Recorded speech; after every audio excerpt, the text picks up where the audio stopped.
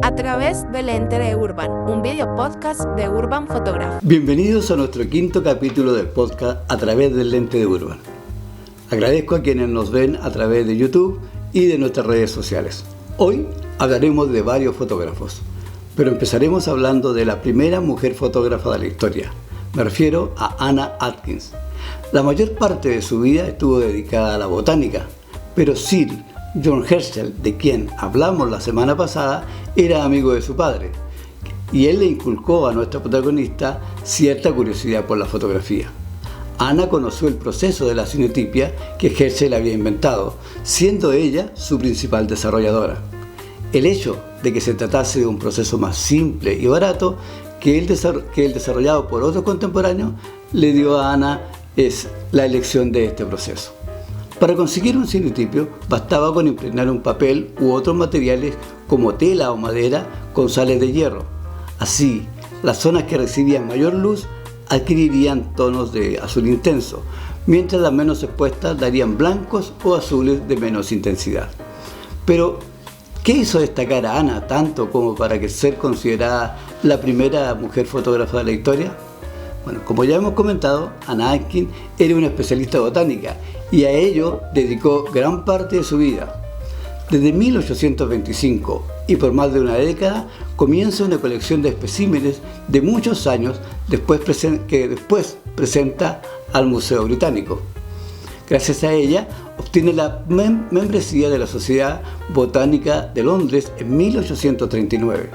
Cabe recordar que por aquel entonces era una de las pocas instituciones científicas que admitían mujeres. Pocos años más tarde se dedica a realizar cinetipias de especímenes botánicos. Se trata de un método más preciso de realizar el tipo de ilustraciones científicas que ha estado creando durante tantos años. De esta manera, Anna se transforma en una pionera de la fotografía y en la primera persona en publicar un libro con ilustraciones fotográficas titulado British Elgin Cinetype Impressiones. Bueno, la semana pasada dije que William Foster Bock había escrito un libro, Pencil of Nature, y que en sus 6 volúmenes se mostraba fotografía. Pero en realidad fue Anna quien lo hizo primero. Y quizás sea porque Anna era mujer o porque era menos conocida que se le da el tributo a William Talbot. Pero en realidad fue Anna quien lo hizo por primera vez. Quiero mencionar en este minuto también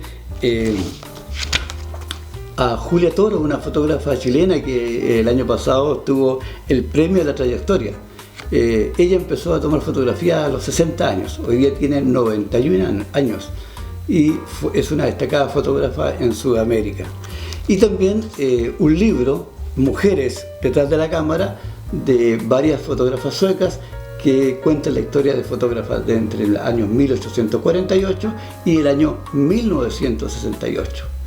Bueno, con este alcance seguimos hablando de otro fotógrafo nuevo. Hablo ahora de Noël Le Veroux. Les estoy mostrando en este minuto una fotografía en la que Noël Palmer Le Veroux está sentado al extremo izquierdo.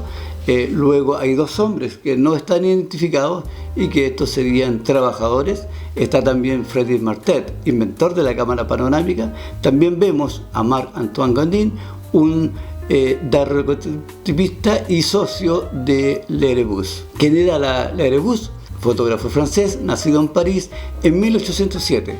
Fue óptico y creador del microscopio de tambor.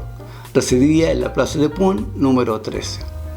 Pero para que a nosotros nos ocupa, que es la fotografía, veremos y reconoceremos el potencial comercial que él le dio a la fotografía. Allá por 1840 todavía estaba muy reciente la creación de la técnica del daguerrotipo, así que se valió de ella para plasmar las fotografías que realizó. Finalmente, en 1843, publicó un libro de ilustraciones sobre métodos fotográficos, Traité de fotografía, y en 1851 se convirtió en uno de los fundadores de la primera sociedad fotográfica. Pero si algo catapultó a la fama a Noël Le Veroux fue su idea de fotografiar lugares de todo el mundo para poder enseñarlos. Para desarrollar esta idea, contrató diversos fotógrafos que viajaban tomando instantáneas que posteriormente eran transformadas en litografías. Ahí les añadía nubes, resaltaba personas, reflejos y sombras para combatir el aspecto fantasmal de las largas exposiciones. El Photoshop de la época. Sí era algo rudimentario, pero consiguió hacer de las excursiones daguerrotipianas, las ciudades y los monumentos más notables del globo un documento único de incalculable valor. El archivo estaba compuesto de 114 grabados que fueron publicados en diversas entregas entre 1840 y 1844 y que tiene vistas de lugares tan dispares como Egipto, Grecia, Francia, Italia o Siria. En este minuto les voy a mostrar algunas fotografías de este fotógrafo.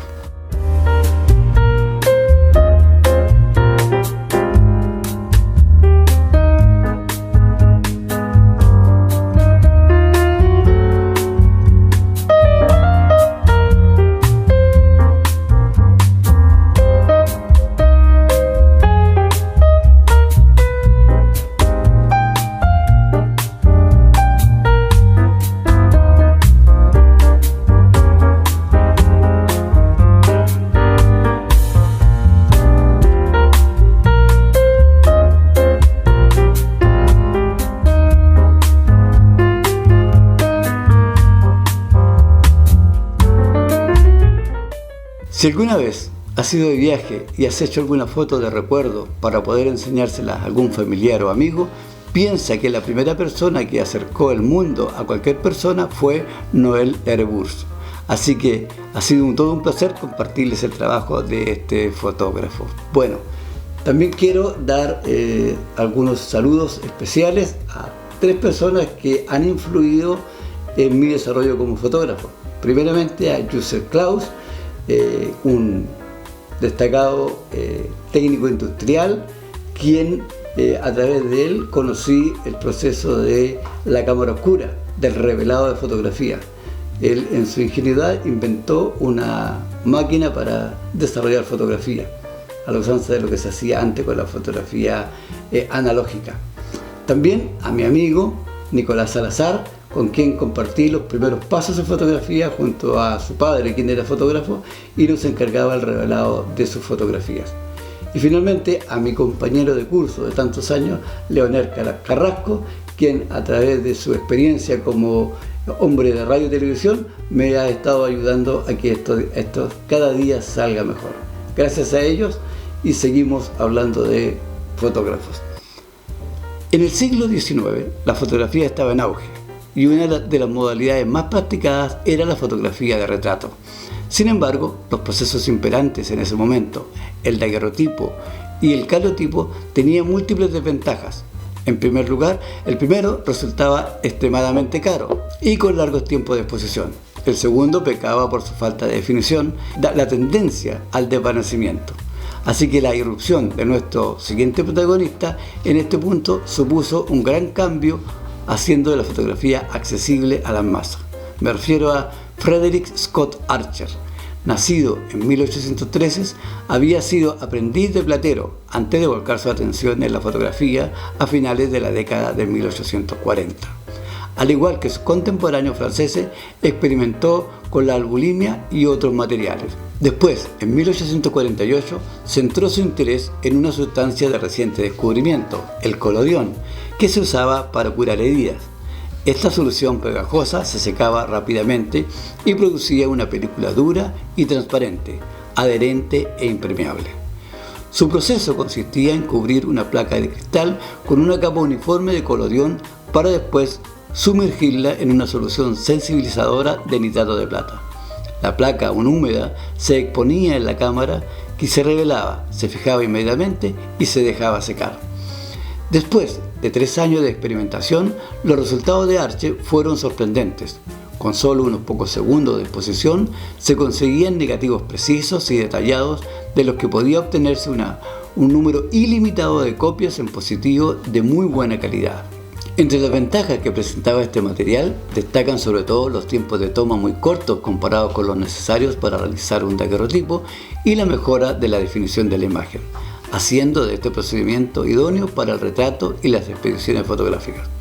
Así, sirvió de base para posteriores aplicaciones como el ambrotipo y el ferrotipo, siendo el precursor de la película fotográfica moderna. Nuestro siguiente fotógrafo, André Adolphe Dussaré, es considerado asimismo un artista de carácter academista, es decir, retrataba arquetipos más que a personas, fotografiaba de cuerpo entero olvidando su rostro para incluir todo el atrezo. No solo practicó la fotografía, sino que incluso fue un teórico de la misma. En su libro El arte de la fotografía en 1862 señala que para que un retrato fotográfico pueda ser considerado con valor artístico ha de cumplir algunos ciertos requerimientos. Y estos requerimientos son fisonomía agradable, nitidez general, nada de juego de luz y sombras, proporciones naturales, detalles en los oscuros y por supuesto belleza. También fue uno de los pioneros en practicar el desnudo fotográfico de corte erótico. Hacia 1854 empezó su carrera fotográfica haciendo daguerrotipos, pero ganó gran fama cuando patentó una cámara fotográfica con una modificación que lo llevaría rápidamente a la obtención de una gran fortuna. Esta cámara estaba dotada de varios objetivos, 6, 8 y hasta 12 en algunos casos, en vez de la cámara tradicional de un solo objetivo. Esta modificación le permitió impresionar en la misma placa donde antes solo cabía una única imagen, hasta 12 pequeñas fotografías.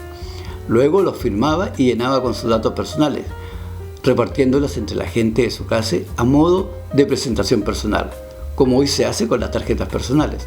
Así patentó lo que llamó Carte de Visite Portrait, o sea, retrato, tarjeta de visita, cuyo éxito fue instantáneo. En las diversas cartas de visité, el personaje solía aparecer retratado en diversas poses, captadas por cada uno de los diferentes objetivos de la cámara. Sin embargo, algunos criticaban la falta de creatividad de las imágenes resultantes, pero mostraba personajes inexpresivos, con posturas similares y demasiado atrezo.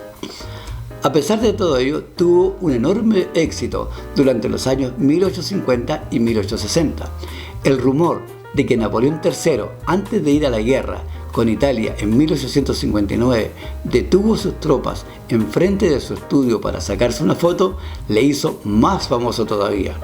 Tanto es así que llegó a tener el estudio más grande e importante de París, abriendo temporalmente negocios en Madrid y Londres. Años más tarde, con la rebeldía de la Comuna, intentó conseguir fotos de los acontecimientos, pero el estado de las cámaras de aquel tiempo no le permitía, así que solo pudo hacer fotos de barricadas, edificios destruidos o dañados y finalmente los muchos cadáveres insurgentes.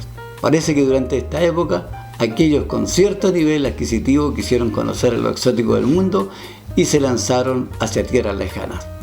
Pero no fue el caso de nuestro siguiente protagonista, Gustave Le Gray, que prefirió centrar sus esfuerzos en encontrar algo que le supusiese un alivio económico tras haber perdido todo su dinero. Gustave Le Gray fue un investigador y fotógrafo francés que es considerado como uno de los más célebres precursores de la instantánea fotográfica.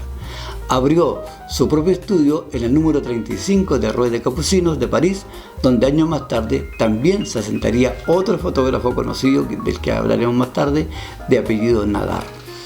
El éxito de las cartas de Desiré, unido a las limitaciones del daguerrotipo, le hicieron abandonar el género del retrato fotográfico para dedicarse a otros géneros, como la fotografía de paisajes o de viaje.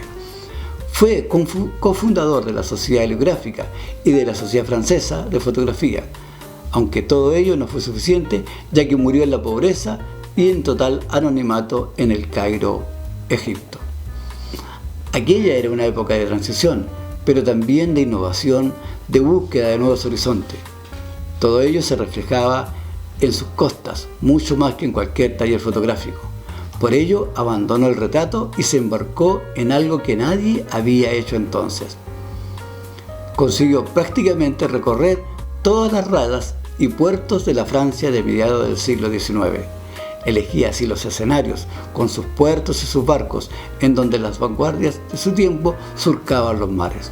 Sus imágenes se caracterizaban generalmente por sus efectos de amplitud, creados con mínimos elementos de composición, principalmente agua y cielo, y desde el punto de vista historiográfico una cuestión de primer orden. Su fotografía documental demuestra perfectamente la era de la vela, dando paso a la era del vapor.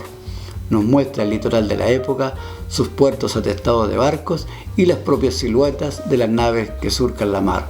Problemas con las técnicas de manipulación de los negativos llevaron a Legray a perfeccionar el proceso mediante el papel encerado en 1849. Incansable, metódico, incisivo, en aquel escenario del que era protagonista, probaba una y otra vez hasta descubrir una nueva técnica. Al encerar los negativos se produce un resultado más suave y claro. Este proceso se hizo popular entre los fotógrafos franceses. A mediados de la década de 1840. El colorión, como algo negativo, era sensible a la luz.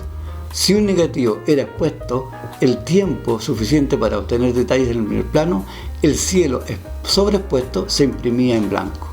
La solución del francés era construir la imagen de submarinas a partir de 2 puntos negativos para dar definición tanto del mar o de la costa abajo y del cielo con nubes por encima. De esta forma, el gran Legray sería el primero en fotografiar el cielo y la mar a la vez. Doy paso a algunas fotografías de este fotógrafo para que las puedan apreciar.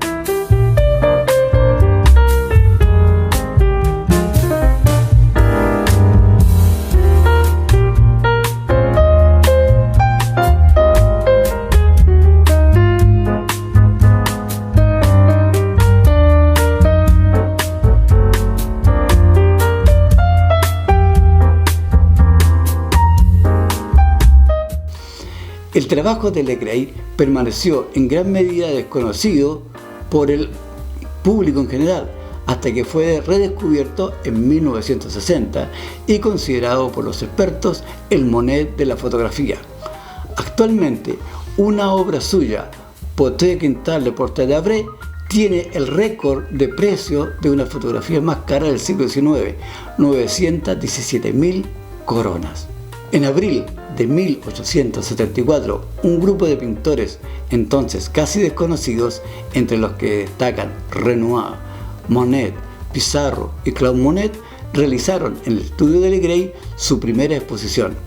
Entre las obras expuestas estaba Impresión de Claude Monet, que luego daría nombre de una corriente pictórica, la Quinta del Boulevard de los Capuchinos, precisamente el lugar donde nuestro fotógrafo francés ideaba sus composiciones. Con este dato súper interesante, damos por finalizado nuestro 5º capítulo del podcast a través del lente de Urban. Gracias por permanecer con nosotros y les invitamos a que nos escriban y den sus comentarios. Gracias. A través del lente de Urban, un video podcast de Urban Fotografía.